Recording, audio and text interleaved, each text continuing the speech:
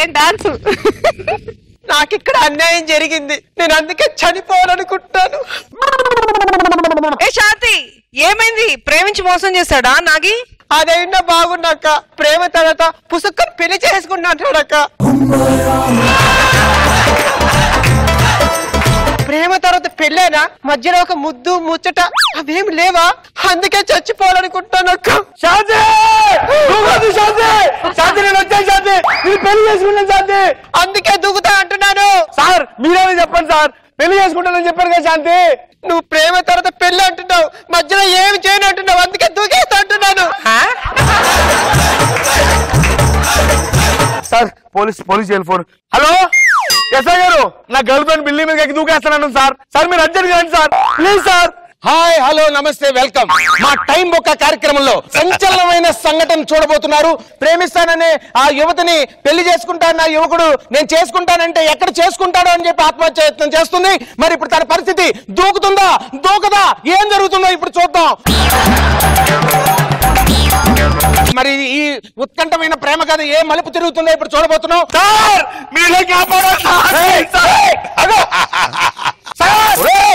ఏంట్రా అలాగ అబ్జర్వ్ చేస్తున్నావు? మీరు ఊగుతుండే సార్, గలగలని సౌండ్ వస్తుంది. నీ అబ్జర్వేషన్ తగలయ్యా, జేబులో జీపు తాళాలు ఉన్నాయి. ఓ అదా. అమ్మాయి పేరు ఏం పేరు? శాంతి సార్. వాంతి. శాంతి సార్. ముఖం చూస్తే అలా పిలవాలనిపించింది. శాంతి, దయచేసి నువ్వు అక్కడి నుంచి దూకొద్దు. ఎందుకు దూకేద్దాం అనుకుంటున్నావు? వాడు నన్ను పెళ్లి చేసుకుంటా అంటున్నాడు. పెళ్లి చేసుకుంటా అంటే తప్పే ఉంది. తప్పున్నారా? ప్రేమ తర్వాత పెళ్ళేనా? మా మనసులో ఎన్నో ఆశలు కోరికలు ఉంటాయి, నెరవేర్చరా? దీనికి ఎలా చెప్తే అర్థం అవుద్ది? ఇప్పుడు లోకల్ ట్రైన్ ఎక్కాలంటే లోకల్ టికెట్ తీసుకోవాలి కదమ్మా. ట్రైన్ టికెట్ కొనుక్కొని ట్రైన్ ఎక్కితే పర్వాలేదండి, వాడు సరాసరి ట్రైన్ కొంటా అంటున్నాడు. మిగతా ప్యాసింజర్ పరిస్థితి ఏంటి? చెప్పు తీసుకొడతాను పిచ్చి పిచ్చిగా మాట్లాడమంటే.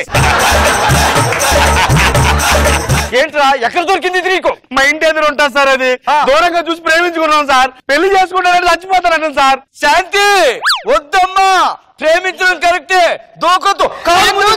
కాలు జారుతుంది. ఎన్ని దిక్కల కాలు జరుగుంటే ఇంత ఎత్తుకొచ్చుంటాడండి. రాజిపోతా పిచ్చి పిచ్చిగా మాట్లాడిందంటే. చెప్పండి సార్ ఒకసారి. వద్దమ్మా, నేను మాట్లాడతాను కదా. ఒకసారి చెప్పండి సార్. శాంతి, నువ్వొక్కడుంటే నేను ఇక్కడుంటే ప్రాణం విలవిలా విలవిలా విలవిలా. వీళ్ళ ప్రేమకి వెల కట్టలేము. 1500 మైకుతో కొట్టంటే మొహం పగిలిపోద్దేమనుకుంటున్నావు? నీకు అర్థం కావట్లేదమ్మా. సార్ అనుకులేండి సార్, మా తీపి జ్ఞాపకం చూడండి సార్. ఒకే కూల్ డ్రింక్ లో 2 స్టార్ వేసుకుని తాగాం సార్ మేము. 2 ఎక్కడ ఉన్నాయి? 2 3 కదా ఉన్నాయి. వాడు రాకముందు ఇంకొకటి వచ్చి కంపెనీ ఇచ్చాడులే. ఉత్కంఠగా సాగుతున్న ఈ ప్రేమ కథలో ప్రేక్షకులు కూడా ఉన్నారు, వాళ్ళ స్పందన ఏంటో తెలుసుకుందాం. చెప్పండి, వీళ్ళ ప్రేమ కథ మీద మీ స్పందన. ఇది పూర్తిగా అమెరికా ప్రభుత్వం వైఫల్యం. ఆంటనీ గారు అర్జెంట్ గా రాజీనామా చేయాలి. అమెరికా ప్రభుత్వం దీనికి ఏంటో సంబంధం? అనుకోండి సినిమాలో యాక్ట్ చేసింది అది. నేను దూకేస్తా. లేదు, ఆగు. నన్ను పైకి రమ్మంటావా?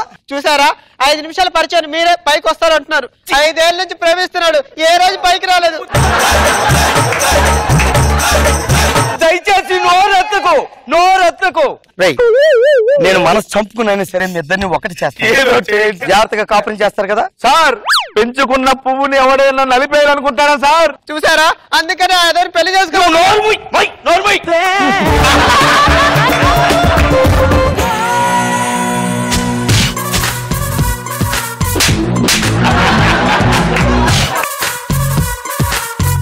గత ఎట్టకేలకు సుఖాంతం అవ్వబోతుంది. ప్రేమికులిద్దరు కలవబోతున్నారు. నిజంగా చాలా సంతోషంగా ఉంది. మా టైం బొక్క కార్యక్రమంలో ఇది చాలా సంతోషకరమైన విషయం. ఏమైంది? దాని నుంచి పెళ్లి చేస్తే ఎందుకు చచ్చిపోతాను సార్? సార్, మీ ఇద్దరు కలిసి ప్రేమించుకున్నారన్నారు కదరా? దాన్ని దూరంగా చూసాను సార్. కిటికీ బొక్కలను తలగా పెట్టి సార్, నేను దగ్గర నుంచి చూడలేదండి బాబా. ఇలాగేనండి సార్. పెళ్లి చేసుకుంటే నువ్వు చచ్చిపోతావా? నువ్వు చేసుకుంటే ఆడు చచ్చిపోతావు.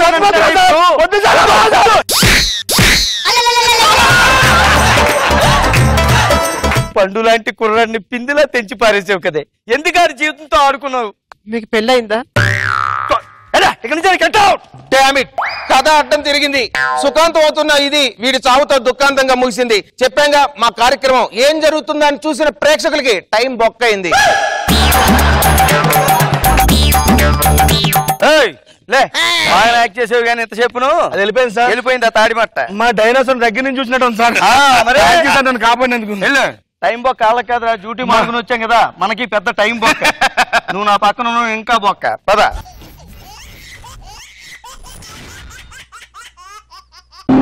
అందరూ నిశ్శబ్దంగా ఉండండి.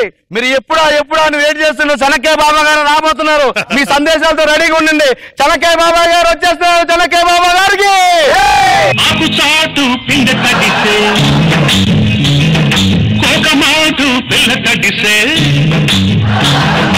ఆకు చాటు పిండ తడిసే కోకమాటు పిల్ల తడిసే ఆకాశ గంగొచ్చింది అందాల ముంచెత్తింది చలక్కాయ బాబాకి, చలక్కాయ బాబాకి. ఏంటో 200 ఎపిసోడ్ లో అడుగు పెట్టేసిన జబర్దస్త్ అంటే ఎంతో ముచ్చటగా ఉంది. అందరికీ ఈ శుభ సందర్భంలో శుభాకాంక్షలు తెలియచేసుకుంటున్నాను. బాబా నాదొక సందేహం బాబా. నీకు దేహమే లేదు, మళ్ళీ సందేహం కూడా. ఇన్ని పాటలుండగా ఆకుచాటు పిండి తడిసని పాట ఎందుకేశారు బాబా? చాలా మంచి ప్రశ్న అడిగింది ఈ శిష్యురాలు. ఎంత పిందైనా సరే రేపటి కాయే కదా. అంటే నేటి పిందెలే రేపటి కాయలు. పిందె ఏ ఆకుచాటును నాకు ఖచ్చితంగా తడవాల్సిందే. అందుకే ఇది అందరికీ తెలియాలని ఆ పాట వేయించుకున్నాను.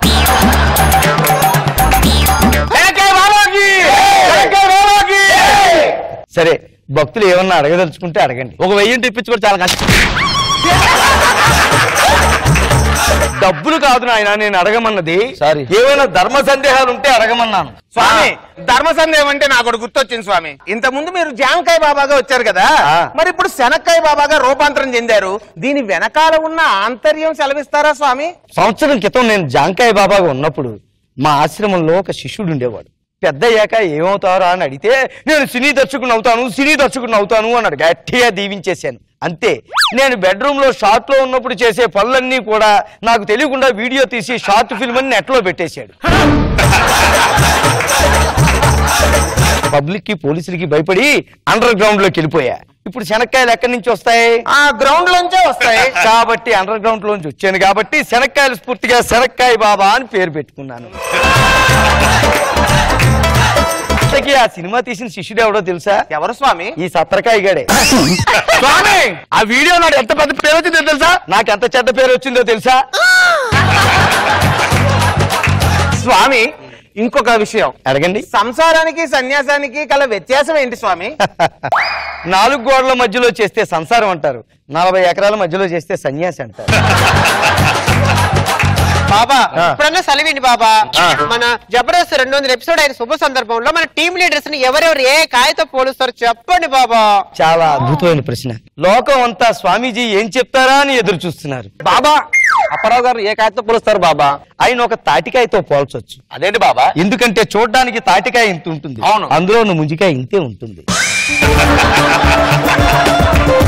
బాబా, మన ఆదిగారికి ఏ కాయతో పోలుస్తారు బాబా? ఆయన మునక్కాయతో పోలిస్తే బాగుంటుంది. అదేంటి బాబా? మునక్కాయ తింటూ ఉంటే వేడి ఎలా పెరిగిపోతుందో ఆయన స్కిట్లు చూస్తూ ఉంటే వేడి అలా పెరిగిపోతుంది. బాబా, మరి ఆర్పిని ఏ కాయతో పోల్చాలి? ఇంటి ముందు వేలాడి తీసే గుమ్మడికాయతో పోల్చాలి. దిష్టి గుమ్మడికాయ. అది అక్కడ ఉంచితేనే బాగుంటుంది. పొరపాటుని కిందకి దించేవా గాలికి పోయే కంపెనీ వెనకాల కట్టుకున్నట్టే ఉంటుంది. అందరినీ అన్ని కాయలతో పోల్చారు కదా, సుధీర్ ని ఏ కాయతో పోలుస్తారు? సుధీర్ గారిని పోల్చాలంటే అరటికాయతో పోల్చొచ్చు. అదేంటి బాబా? ఎందుకంటే తొక్క కింద పడేసామంటే తెలిసి కాలేసినా తెలియకుండా కాలు వేసినా కాలు జారడం గ్యారంటీ. మరి నాగబాబు గారిని నేను ఇంకొక 200 ఎపిసోడ్లు ఇక్కడే చేద్దాం అనుకుంటున్నాను నాయన. అదే కుదరదు, మీరు చెప్పాలి. సరే, మీరు అందరూ అడుగుతున్నారు కాబట్టి నేను చెప్తాను. నాగబాబు గారు ఈ కార్యక్రమానికి గుండెకాయ లాంటి వాళ్ళు నాయన. ఇంకిప్పుడు కాయి కచేరి. నేను ఒక పాట పాడతాను బాబా. తప్పకుండా నాయన, ఆలపించు. కాసే కాయా దాచుకుంటాను కడవరకు, కాలం చెల్లితే ఒక్క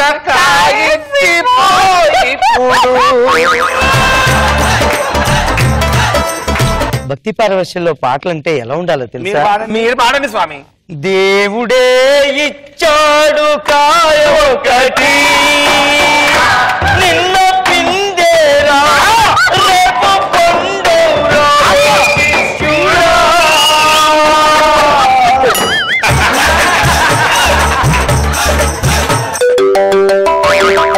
ఆ స్వామి అవునా స్వామి? ఓకే స్వామి, ఇప్పుడు చెప్తారు స్వామి. మనకు గుడ్ న్యూస్. ఏంటి నాయనా? నిన్న కూడా మీకు తెలియకుండా వీడియో తీసా, అది యూట్యూబ్ లో పెట్టా. తారాగణం ఎవరినైనా? మీరే స్వామి. అయితే ఇప్పుడు మనకు మంచి ఫాలోయింగ్ ఉంటుంది, పోలీసులు వెతుక్కుంటూ వస్తుంటారు. మళ్ళీ నేను భూగర్భంలోకి వెళ్ళిపోవాల్సిందే. మరి నేనేం చేయను స్వామి? ఇంకో సినిమా తీసుకో, నువ్వు పద స్వామి.